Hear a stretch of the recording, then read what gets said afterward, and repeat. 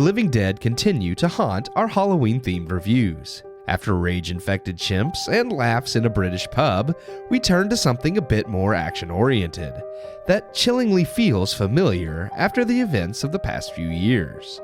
World War Z, directed by Mark Forster and based on the popular novel of the same name from author Max Brooks, World War Z, in my opinion, may be the most real-to-life adaptation of what a zombie outbreak could look like.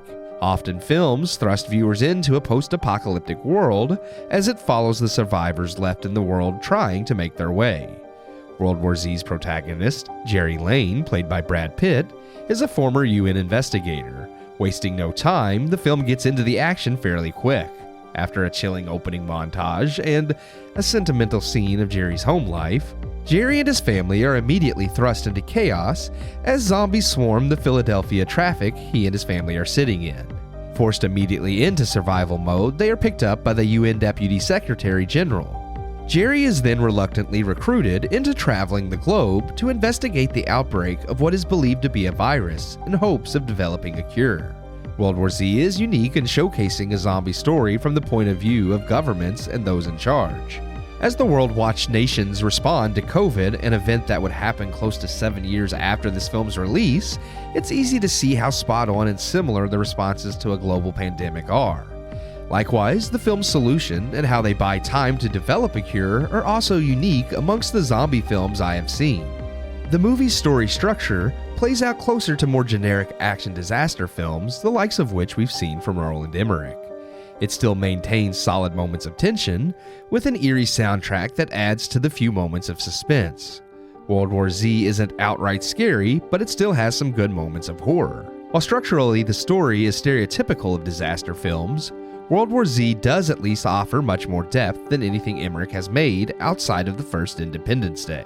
Character motivations are realistic and believable, and while I felt the film lacks a lot of emotional gravitas, the action set pieces and story as they unfold the mystery around the virus and how to cure it always kept me intrigued.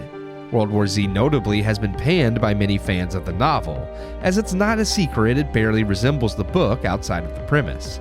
Having never read the book, the story we get on film is still well done, and I felt if anything, the movie is just a tad too generic at times, something I would attribute to its director Mark Forster, whose filmography has been hit or miss, with great films such as Finding Neverland and Stranger Than Fiction, and also includes perfectly adequate yet safely made films like Christopher Robin and A Man Called Otto.